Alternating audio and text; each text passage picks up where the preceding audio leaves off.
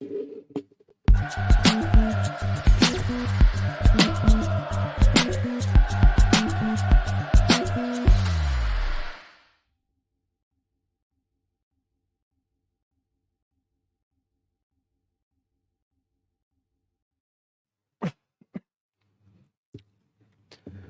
everybody. Welcome to a very special edition of the Royal Blue podcast. It's not one we're particularly looking forward to, but obviously it's huge news today with Everton being hit by a new PSR charge from the Premier League. I'm your host, Chris Beesley, joined by the Echo's Everton correspondent, Joe Thomas, and our regular guest, Gavin Buckland. Joe, go straight into it. Like I said, second charge for Everton and this season alone.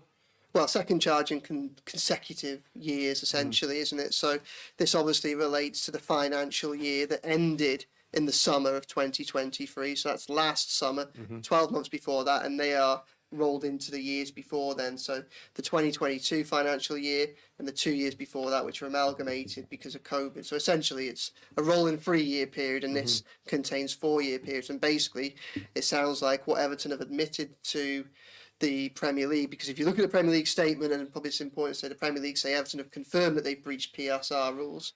So what that means is that Everton must have a cumulative loss of more than £105 million over that rolling period.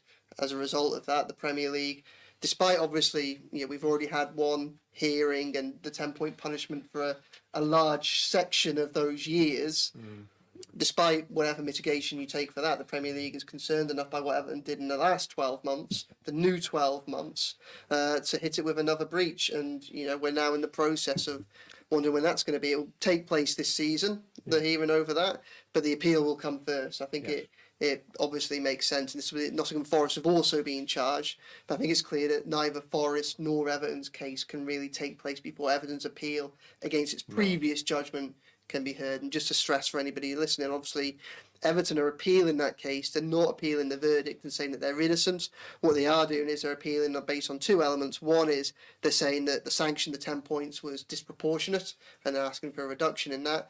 And two, they're saying that the initial independent commission didn't take its mitigation with enough weight. So things like the impact of Russia's invasion of Ukraine, COVID, and other bits and pieces, they're saying that, and obviously the stadium and stadium interest on stadium loans and things like that, they're saying not enough weight was afforded to those arguments in Everton's case. So what they're saying is they're going to the appeal, saying relook at these things, no new evidence can be submitted. Can another set of people have a look at these, perhaps be more favourable to Everton? And then what they are hoping is, one, that they'll find a little bit in Everton's favour and they might get some leeway in that, and two, that the findings of the appeal will then influence the second case. And their dream scenario is that essentially the second case is made irrelevant because they have so much success in the first case. That might be a little bit ambitious, but what they're probably essentially hoping in is that they make headway in the appeal, and that lessens the severity of the allegations against them for the second bit. So that's where we are. Not a great look, no, is it, Gav? No, my head hurts. I've said before we came on air, I'm amazed to think. I know, Joe, you've written pieces throughout the season saying that we'd be close to the, probably close to the, turn close to the wind on this. But my thoughts on this is, because I don't want to bore everybody this, because it's a rolling 3-year calculation. Once you get a new year, you lose the latest, the oldest year, and that was too. So in this calculation, what we've lost compared to the previous one is 2018-19, a year, financial year, which I think we lost £115 million in 1 year. And there was no COVID then or anything, and we've lost that calculation, we've lost that figure. So, and I thought, well, based on the mood music, and we were improving financially, that that we'd be okay, because the latest year, 22-23, is not going to be as bad as 2018-19. But quite obviously, it has been there or thereabouts if we've admitted to another breach of the 105 million. If I can just jump in, Gav. So Everton's position on this, or my understanding of Everton's position on this, is essentially that when they submitted their accounts at the end of last year for this period, obviously the Premier League statement says that they admitted that they've breached the rules. They don't necessarily believe that they have breached the rules. Where their argument with the Premier League is over the first appeal, is that they still dispute some of the ways in which the Premier League is calculating its figures. So some of the ways in which it's calculated the overspend that we've had the 10-point deduction over, Everton still dispute that, but they say they've had to submit the new accounts on the basis of these new findings. Absolutely, yeah, no, I get all that, Joe. What I'm saying is regardless of like allowances and stuff like this, is we lost 115 million in 2018-19. So for us to breach again, we would have lost a hell of a lot of money, more money than what we lost in the previous year. We lost 44 million, I think, was 21-22. We would have lost a hell of a lot more money than what we did in 21-22, which I find strange. I know we bought some new players, but we cut the wage bill and so on. So we sold Anthony Gordon, and that should have given us a bit of leeway. So I'm amazed really that we've got to this position. But there's obviously other stuff going on in there, isn't it? For all to say that what we've lost this year compared to the previous one, if we lost the USM sponsorship. So that is a dire. I don't get the one about the stadium that they use mitigation, but there's mitigation there that we've lost 20 odd million. But there's Finch Farm and all that type of stuff. Yeah, well, there's also the £200 million naming rights deal that they said they're on the cusp of signing. But they provided no evidence. That's the board out there. That was the thing, wasn't it? No evidence of that. But it's in the races that there'll be a hole in our accounts because of Ukraine, which is far easier to argue, isn't it? Really. So there's that. But I'm just in terms of like we know that we've been operating on a tighter financial budget. I'm amazed that we've had a really, without seeing the figures, a really, really bad year in 22-23, and that's what surprises me. I know we did buy some players in the summer, but from a purely mathematical sense, I'm really surprised that we're in this position. Yeah, I mean the club point, don't they, Joe? To the fact that their net spend is much lower now. Obviously, these figures aren't out in the public domain yet anyway for Everton's financial year 22-23.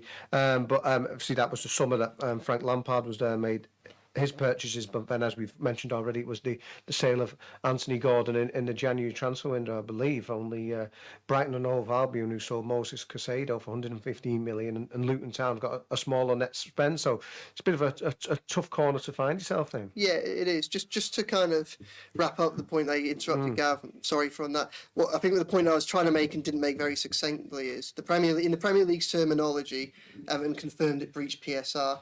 But I think we have to be wary and make clear that's not an admission of guilt. No, absolutely. That's more for people that are listening. I'm just talking about a mathematical exercise here. Yeah, so absolutely. I think that clearly there's a lot going on behind the scenes that we don't know about, and that isn't necessarily a dig at Everton. It's more in terms of there are a lot of grey areas about how things are worked out.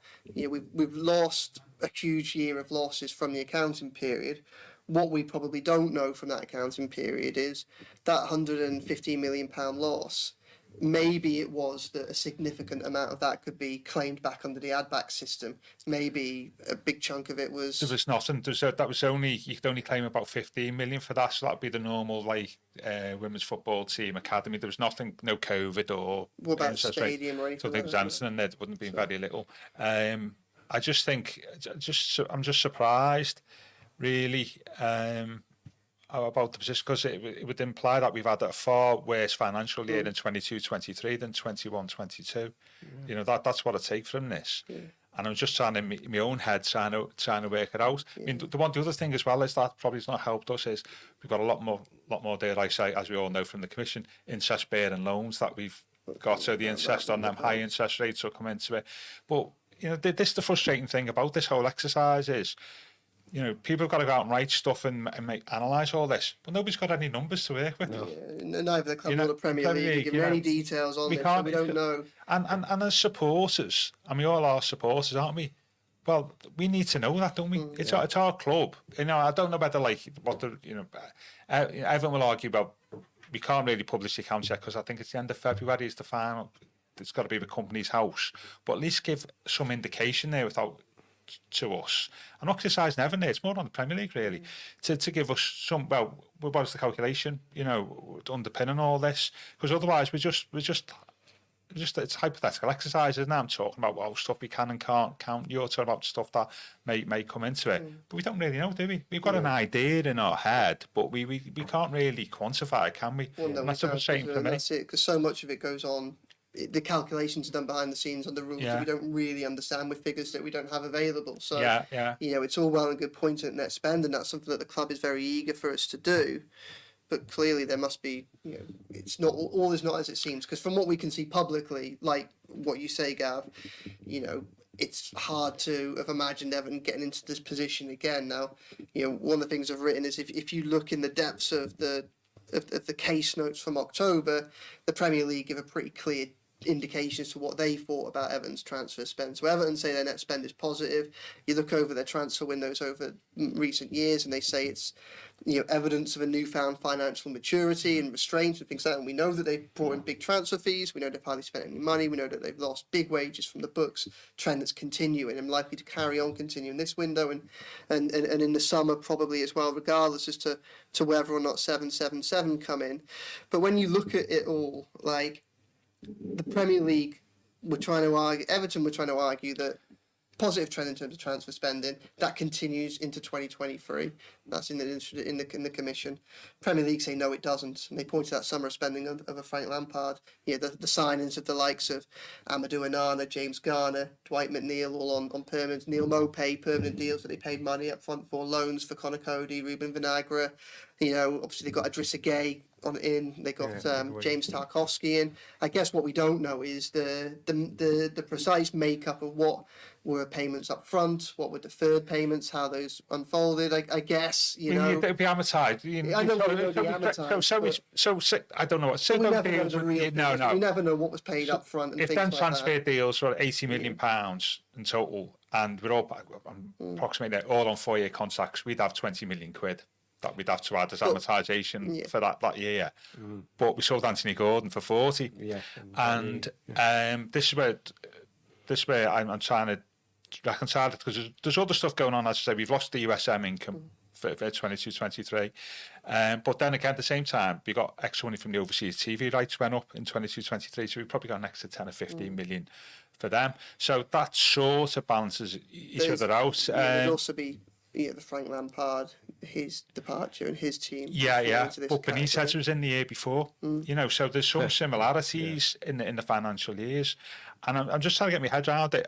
There will definitely be more interest on loans as well, but the frustrating thing for me, and I think if I was Evan, I was looking at this, is we went to and I spoke about this about the first commission. We went in March 2022. We said this is when we said we're going to be in breach. And people think this is the second consecutive year in a breach, or whatever you call it. It's actually the third year, because we obviously breached in 2021 and were let off by the Premier League. We went to the Premier League in March 22 and said that we think we're going to be in breach, but these are our mitigating factors, which are all the stuff that's in the commission report, the Ukraine, or the stadium and all this type of stuff. And the Premier League took 9 months to get back to us on that. Now, we probably thought, rightly or wrongly, that we're okay. And we bought those players in the summer of 2022 on the basis that we think we're okay. I know we could be argued that we could have gone back to the Premier League and said, can you ratify this? But if we'd have known prior to then that actually we're not accepting mitigating factors, you're in breach, would we have spent, and dealt with this in a timely manner, would we have spent money on those players? All that money? Probably not. So some of it, I think that some of this, I think will come out is the Premier League's failure to act timely with our submissions to them over, like, this is where we are at the moment, and sit on them for effectively 9 months, I think has probably been harmful to us, but it's not necessarily all our fault. Yeah, well, that summer of spending is a really interesting one, because it's clear that the Premier League believe that Everton behaved recklessly in that summer under spending under Frank Lampard. It's clear that Everton thought they were acting within their limits and feel they're being unfairly targeted. I guess probably the big question that we don't know the answer to right now, and if we're being perfectly honest, we're probably not going to get the answer to publicly for quite some time, is this, and that is, have Everton been charged with continuing the same mistakes that they've already been punished by? Is there a continuation of those mistakes into another year? and in which case you got Gav's point. Yeah. Were those mistakes made were those innocent mistakes made through perhaps a misunderstanding of the application of the rules, and they didn't know they were mistakes until the commission heard in October, in which case is actually the issue here, not what Everton were doing, but the failure of the Premier League to intervene earlier? Yeah. Or is this allegation based on a new breach, something completely separate that we don't publicly know about? And that makes it very difficult from our point of view, because it's very difficult to either leap to the club's defence, or necessarily or similarly back up the Premier League's position, because the one thing that I think is evident from all of this is, there's a lot of expertise in this room, there's a lot of expertise within the Everton fan base, and the opinions that the variance and the contrast of a huge contrasting in opinions from within the fan base, shows how much disarray there is, and the situation that we're in at the minute just means that we just can't work it out, can we? There are too many unknowns, and we aren't going to find out until this case is heard, are we? So, and that puts us all in a very difficult situation when we're trying to work out what position to take here. Absolutely, and I think Joe's right. I mean, this was the piece, Jonathan Norcroft did the piece in the Sunday Times on this, didn't he, about how some of our behaviour in 22-23 actually influenced the commission in their decision. And I pointed out afterwards that, we bought all these players in the summer of 2022. Then Denise Barrow-Baxter went to the Premier League and did a PowerPoint presentation saying these are the mitigating factors of why we're not in breach, and we need all these deductions from our accounts. Haven't just spent £80 million on players, and those two things don't sit together, do they? And I think some of our behaviour has been contrary within that. But I think some of it is definitely, when you read the Commission's report, and said this at the time, is the Premier League's failure to act, and you got it right there, a timely manner to our request to them, as was harmed us in 22-23, definitely. And, they got back to us, they gave a decision to us in December 22, we're not going to allow all these factors, like the Ukraine, all this type of stuff, not in an official document, a telephone call. I mean, how unprofessional is that as an organisation, where there's actually no documentary evidence from the Premier League would appear to Everton, we're not allowing these mitigating factors X, Y, and Z, and this is why we've made a telephone call. And that's not me. That's not whispers I've heard. That is actually in the Commission's report. And some of this has informed our behaviour in 22-23. Well, you understand that we don't really, as a club, we don't really know what's going on here, do we, officially? We'll bail you out, you're in. Yeah, exactly. I mean, and so I think, although the club is talking about, that some of this is a continuation from the last commission, there's a lot of new stuff happened in 22-23. To me, that makes it not a completely new case, but there's a lot more stuff there that I think that Everton can use far more favourably as mitigating actions, like the Ukraine, the loss of the USM money, all that type of stuff, the Premier League's behaviour, not to act on the timeline, that I think is a more favourable look at it in a more favourable light. I haven't said that, Joe, spot on. You don't know whether there's all this stuff here. Well, we don't know what conversations have had. I think one of the things that's, again, there's concern from the club within this, and it's something that I think we're all alive to the prospect of, is the period for the new alleged breach, and the period for the old one. Several years overlap. Yeah. And there's a danger there, you would think, of double jeopardy, effectively being punished for the same wrongdoing and the same mistakes over the same period twice. I think my position on that is that it's such an obvious complaint of an Everton, from those of an Everton persuasion, that surely the Premier League would have countenanced against that. Like, I can't for one second imagine. And well, look, I don't think Everton have been run very well over recent years. I've written that. Obviously, this was more at the head back end, of latter year, 12 months ago, and for the months after. I'm not sitting here, and in fact, I don't think the fan base, I don't think anyone's sitting there saying that Everton is a club that's been run particularly well. But I also don't think this is a process that's been handled particularly well by the Premier League either. And trying to find a way to navigate between those two positions is just ever so difficult. Yeah, on Joe's last point there about the Premier League, that was the one thing in the Commission said at the time, and may apply in 22-23, is a line in the two statements where Everton go to the Premier League and the Premier League rubber stamp our transfers.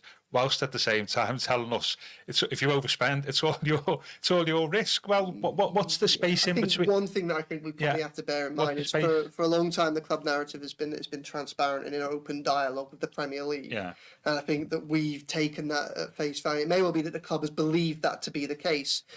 But when you look at everything that's happened in relation to this new allegation and the last one, it's clear that there must have been some sort of breakdown in communication or misunderstanding. The two organisations were clearly coming at this from different. They have different interpretations of the same conversations, don't they? But you know what it means?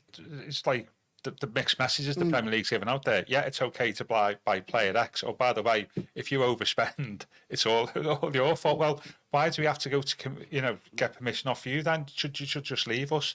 And what are the conversations in between those two things? And that's the thing that mystifies me. Yeah, Everton are to blame, but I think this whole process. There's one point I did agree with Andy Byrne on. The Premier League sort of, the governance around it has not been the best. And I think the Premier League said this, because it's the first case, you probably expect that.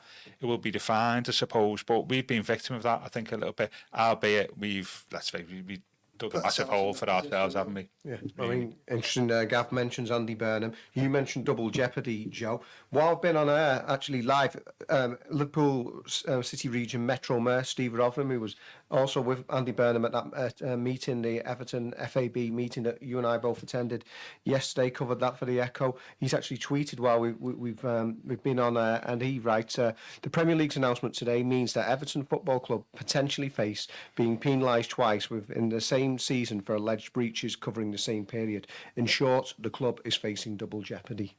Yeah, I think that that's an obvious point to make, and I think it's it from where we currently are, it's one that we will have to be alive to, and when we get more details around this, if there does appear to be a case of double jeopardy, we have to shout from the rooftops and say that's wrong, and we have to hope that those that are speaking on the club's behalf are willing to continue to do that. But what I would countenance against is making assumptions over what the Premier League's case is against Everton, because, there is a natural instinct to go double jeopardy, but there is a fresh 12 months period here. There is the potential for something new to have happened. And like I said a few minutes ago, whilst the Premier League, I don't think, have handled this case or this process particularly well, surely the allegation that they're hitting Everton, they're punishing Everton twice for the same misdemeanors over the same period is so obvious that surely that can't be part of their allegation against Everton now. Surely it's fresh stuff, because you would think that they would only come to this if they believed that their case was watertight, and if the vast majority of it is the same arguments that we've already had for the same period and the same spending, we'd like to think that any serious team operating on behalf of Everton in this commission would blow it out of the water. Well, that'd be one of the mitigating factors, wouldn't it? You'd be punished once for this, and obviously this is prejudging what the appeal's going to say, and so therefore we're not going to have 10 points. And this in a strange way, this is where the Premier League's little bit of opaque rule. It's up to the commission to decide what on a punishment. This is where it actually helps us rather than the formula, doesn't it? Because the commission can say, can't they? Well, actually, we gave you 10 points last time, but as we're not going to give you 10 points again. We'll give you 3. For the last season, possible. I'm only saying, so I wouldn't expect another 10, hopefully. But the other issue for here, which is the other thing, isn't it? It's a double whammy. It's the double jeopardy there. And also, it's 2 commissions in the same season. Yeah. Well, from virtually not at the start of the season, midway through the season. That's the other thing, isn't it? Essentially 3 when you think that a new panel will hear the appeal against the first commission's decision. Yeah, absolutely. So I think there are about 15 people on that panel that the commission can choose from. Well, I think 9 of them will have been involved in Everton's cases. There won't be a case who's not represented Everton at some point. There could be 4 if you go to another appeal thing. The other thing as well, to point out, is people talk about the Premier League rules. Well, it is, but it isn't, because they're all voted for by the clubs, aren't they? Yeah. That's the thing. The clubs, all this thing about, the 3-year cycle, the, changing the rules this year so you're charged in year, that the clubs vote on that. The problem you've got is, for most clubs, 80% of the clubs in the Premier League, profit and sustainability is not an issue. Yeah.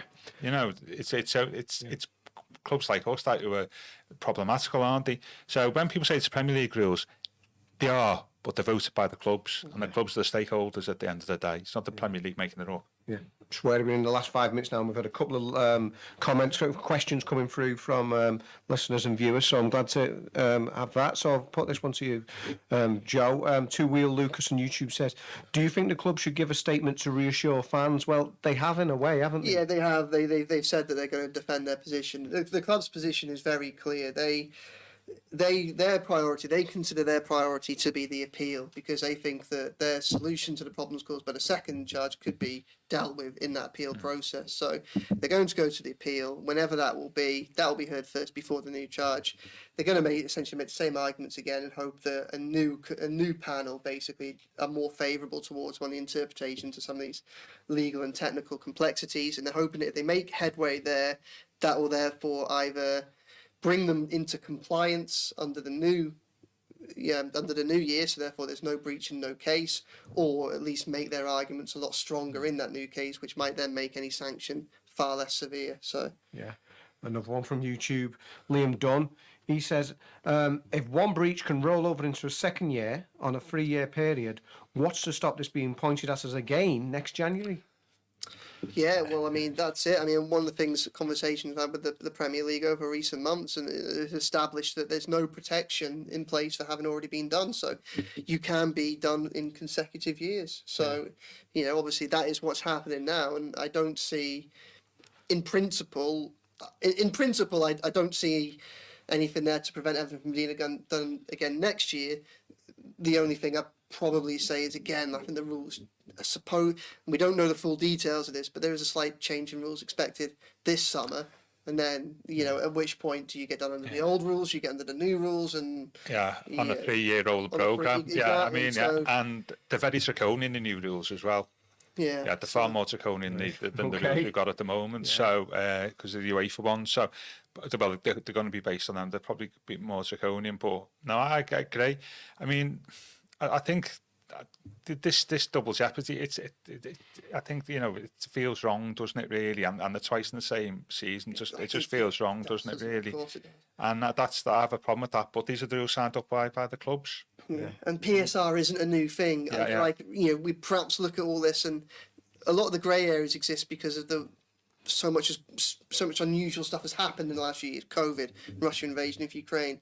I think they've been going on for the best part of a decade, and obviously the club signed up to them. So, at best, I don't think the club can necessarily argue ignorance or even plead naivety to a lot of these issues. Yeah. But clearly, where some of the problems at least come down to is trying to interpret complex legal and financial technicalities within a grey area caused by the flux and the uncertainty of the economic climate of recent years. And I think also as well, you behaviour in 22-23, you don't know what you should be doing because nothing's been decided on 21-22 until it's all gone. It's all history, this, isn't it? It's like, if you get done for speeding, then you slow down, don't you? You don't carry on speed. We've got to slow car speed down.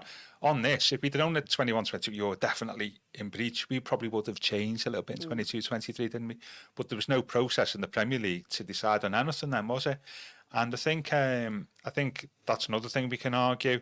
It's double jeopardy, but it isn't it? Because you didn't know you were guilty in the first place, really, were you? I mean, one thing that is probably important to state that underlies all of this is obviously Everton don't end up in this position where they're so close to the parameters and they're so at the mercy of the technicalities and things like that, if they don't spend as recklessly as they did under the initial years of Farhad Mashiri. There's a reason, you can lose up to £105 million in a 3-year period. That's significant leeway already, and there's been significant leeway given for COVID losses as well. So, I mean, Everton have already had a lot of leeway before they got to this in the first place, so... Well, we went from 300, didn't we, to 220. So you can kind of, whilst there's a lot of, albeit with the vacuum of information that we have at the moment, it's easy to have sympathy for the club on several angles within this. There also has to be an acceptance that the club has put itself in a position where it is so close and at worst in breach of these regulations in the first place, and that was avoidable. I think I've made this point, but I think it's worth reiterating. I think if the club had their time again, I think going back to the March 22 submission about the mitigating factors that we want to take into account, that they let the Premier League just sit on for 9 months. I think the club, but they should know that they should have found out then, because that would have dictated how they would have spent their money in 22-23. If they'd have found out then, well, actually, we're not accepting all this stuff, I think there would be more prudence in 22-23, and we wouldn't be in this position financially, in terms of this other breach. The club will argue, actually, we've not bought some players in the summer of 22-23, we might have gone down at the end of last season. Yeah. And that's the other side of the coin here. So the club's in a very difficult position, isn't it? Yeah. It might be worth breaching if you buy, because these players will keep us up. That's the type of behaviour, though, that the Premier League is trying to eradicate, aren't they, by giving us a 10-point and arguably have had punishment. Success in doing that, because if you look at it at the other end of the table, what we're now seeing is the likes of Newcastle and Aston Villa saying that they can't spend in this January transfer window to maintain their own ambitions at the top end of the table, because they're worried about PSR, and they perhaps wouldn't have had the same. They would perhaps have been more willing to make the same, judgment call. Let's risk it and spend money because we might get into the Champions League, had they not seen what had happened to Everton. Yeah, and the Commissioner will think we've done our job if that's the case. So, it's, I thought we were all talked out there, but we've got one last. Someone just thrown you googly here, Joe, right at the end. Gareth M on YouTube says, any word on 777 from the Premier League?